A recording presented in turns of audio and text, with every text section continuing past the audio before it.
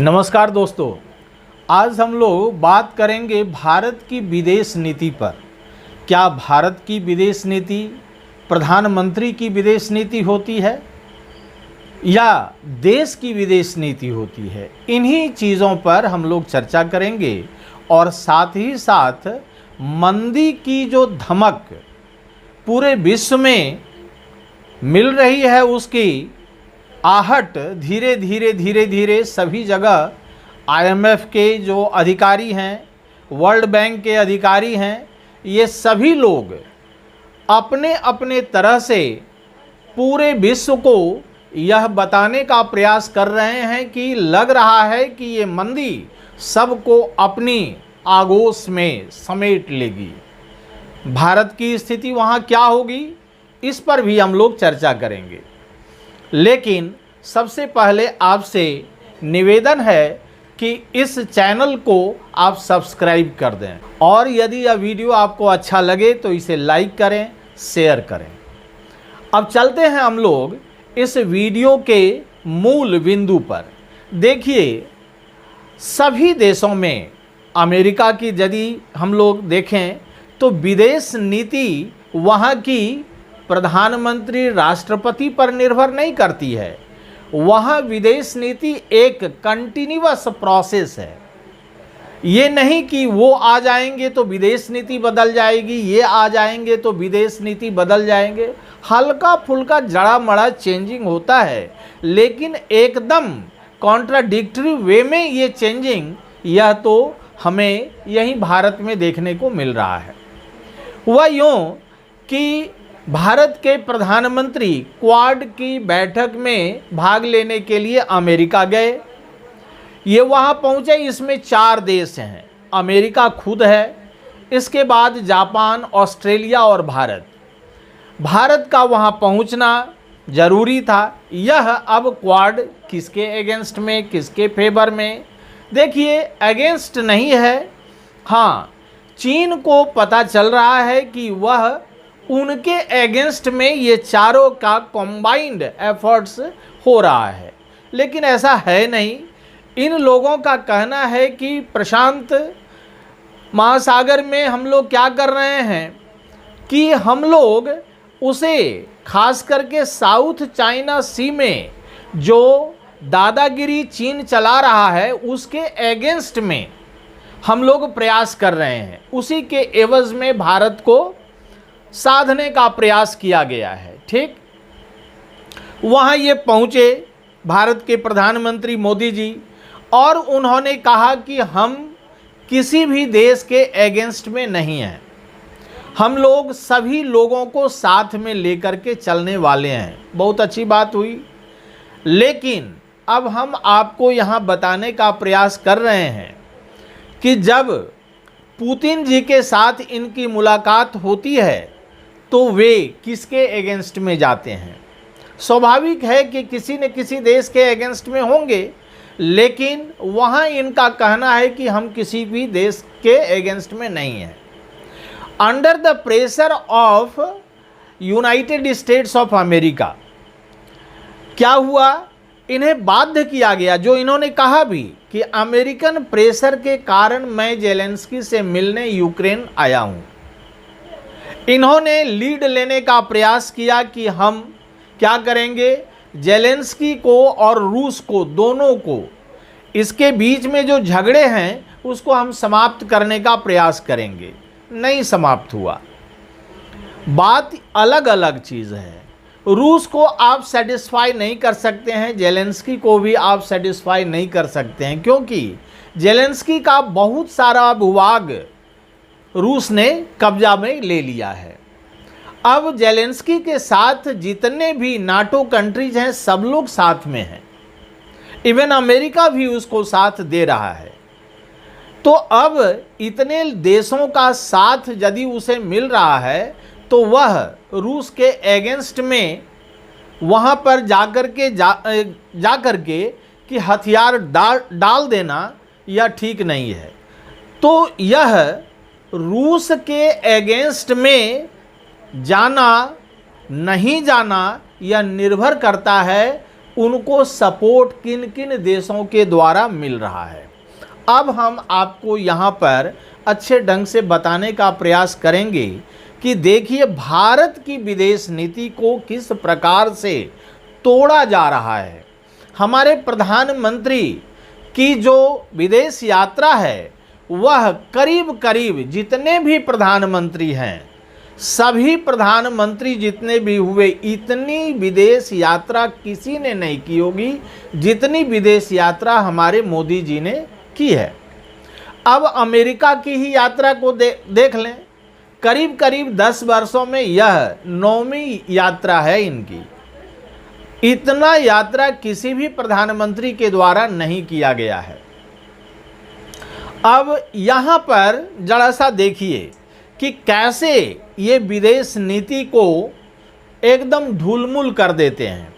America के साथ हमारी किस प्रकार की नीति है, हम जानते हैं कि बहुत प्रयास के बाद, अटल बिहारी वाजपेयी के अथक प्रयास के बाद हम लोग अमेरिका के नज़दीक आए हैं। अब यहाँ अमेरिका के साथ जो हमारी विदेश नीति है, वर्तमान प्रधानमंत्री हमारे जो मोदी जी हैं, उन्होंने क्या किया है, व्यक्तिगत विदेश नीति को कायम किया है। यानी ट्रंप को जिताने के लिए हाउडी मोदी का जो आयोजन हुआ था उसमें इन्होंने सीधे सीधे ट्रंप के फेवर में जाकर प्रचार एक तरह से कर दिया। अब बताइए दूसरी पार्टी के जो लोग हैं उन्हें अच्छा लगेगा क्या? अमेरिका के साथ हमारी विदेश नीति क्या होनी चाहिए, किसी व्यक्ति के साथ हमारी विदेश नीति क्या होगी, यह मैटर नहीं करता है। आपने जब 2023 में ये वहाँ गए और व्हाइट हाउस में इनका पूरा अच्छे ढंग से अभिनंदन किया गया, वहाँ के संसद में भी जब इनको बुलाया गया और इन्होंने कहा कि जितने भी लोग हैं यहाँ पर भारतीय मूल के, उनका योगदान बहुत ज़्यादा है। खास करके उन्होंने यह भी कहा कि हमारे यहाँ जो जितने भी लोग हैं, चाहे वे उपराष्ट्रपति हों या और भी, सभी लोग भारतीय मूल से ही रिलेट करते हैं। और सभी लोगों ने तालियों के गूंज से इस स्टेटमेंट को बड़े ही अच्छे ढंग से सराहा भी, स्वाभाविक है। लेकिन क्या आप रिपब्लिकन और डेमोक्रेटिक दोनों में उसके जो लीडर हैं उनके आधार पर अपनी विदेश नीति बनाइएगा? यह तो हो ही नहीं सकता है। इसीलिए विदेश नीति इनकी ढुलमुल चल रही है। हुआ ऐसा, दूसरे तथ्य पर यदि चले जाएं, इन्होंने क्या कहा, इन्होंने कहा हम किसी देश के एगेंस्ट में नहीं हैं। बहुत अच्छी बात है, लेकिन वहाँ एक देश के एगेंस्ट में ही न क्वाड का फॉर्मेशन हुआ है। वह कौन सा देश है? स्वाभाविक है कि चीन है। चीन के एगेंस्ट में 4 लोगों का वहाँ पर इकट्ठा होना यह बता रहा है कि चीन की दादागिरी साउथ चाइना सी में चल रही है। उससे खास करके 2 देश आपको बहुत ही प्रभावित हैं, ऑस्ट्रेलिया और जापान। अब वहाँ हमारी साउथ चाइना में हमारी भी है वहाँ दखलंदाजी, लेकिन हम वहाँ तभी कुछ कर सकते हैं जब हम अमेरिका का मदद लेंगे। अमेरिका के मदद के बिना हम वहाँ कुछ नहीं कर सकते हैं। अमेरिका को भी हमारी मदद की ज़रूरत है। तो क्यों नहीं हम अमेरिका के साथ अपने गठबंधन को मजबूत करें? यहाँ देखने वाली यही बात है। लेकिन अमेरिका के साथ गठबंधन को नहीं मजबूत करके दूसरे रूप में हम जा रहे हैं। हम चाइना के साथ, ठीक है, बहुत अच्छी बात है, चाइना के साथ संबंध सुधार रहे हैं। चाइना और रूस एक तरफ है। अब यदि आप उसमें जाइएगा तो अगेंस्ट, किसके अगेंस्ट जा रहे हैं? अमेरिका के अगेंस्ट में जा रहे हैं। और आपको क्या रूस क्या कह रहा है? अपना मान रहा है क्या? नहीं। आपके यहाँ से रॉयटर में जब एक खबर छपी कि भारत ने यूक्रेन को हथियार बेचे हैं, बस विदेश मंत्रालय को लिखित रूप में रूस ने फटकारा, यह कैसे हो रहा है। उसने लिस्ट मांगा किसको किसको आप एक्सपोर्ट कर रहे हैं हथियार। उस लिस्ट में यूक्रेन का भी नाम था, लेकिन फिर भी भारत की विदेश मंत्रालय ने उसे नकार दिया। तो आप कैसे बना रहे हैं?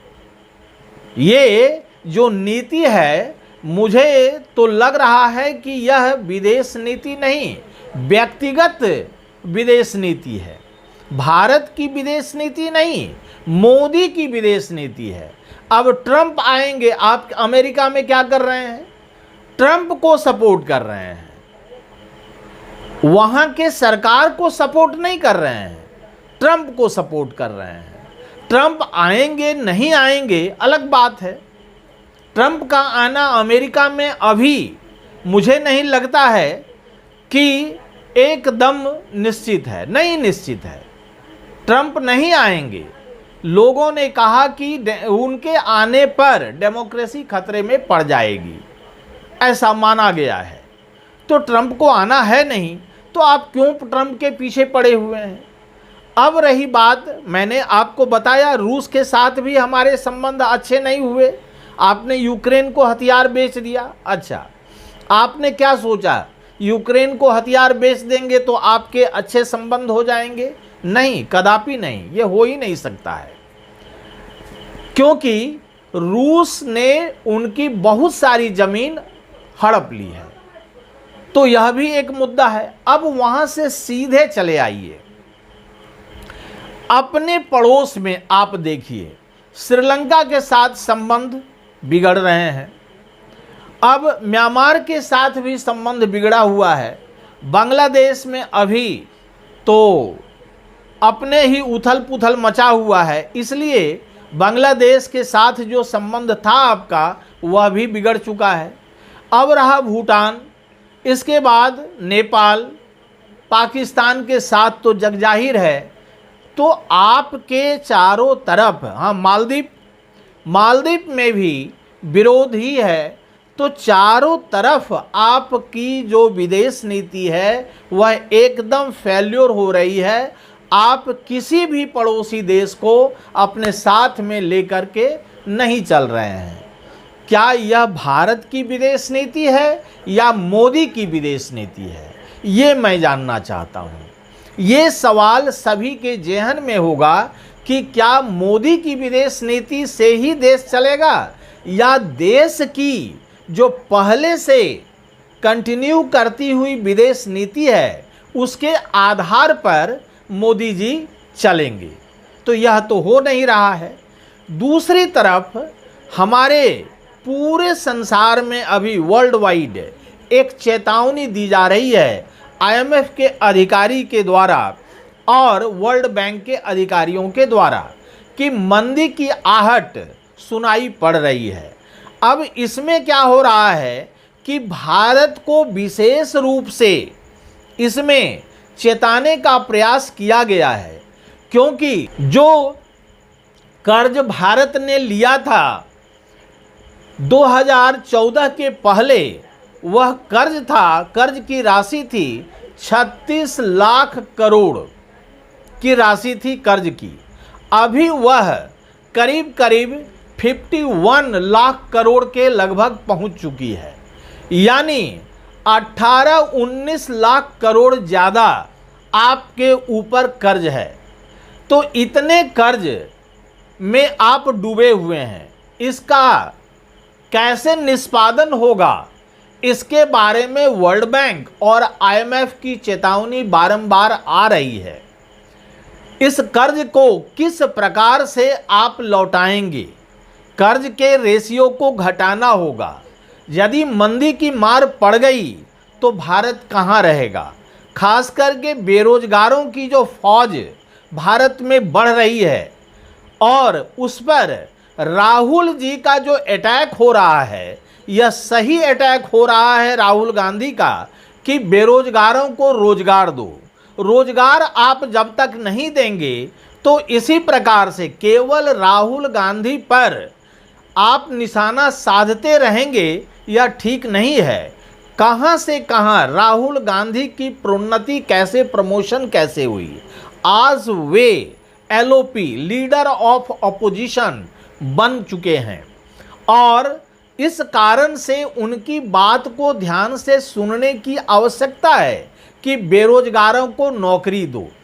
यदि बेरोजगारों को नौकरी नहीं मिलती है तो भारत की अर्थव्यवस्था भी नीचे जाएगी, विदेश नीति तो धरातल पर आ ही गई है। तो इस वीडियो में इतना ही। यदि यह वीडियो आपको अच्छा लगे तो इसे लाइक जरूर करें, शेयर करें और कमेंट सेक्शन में जाकर अपनी राय मुझे जरूर से जरूर दें। धन्यवाद।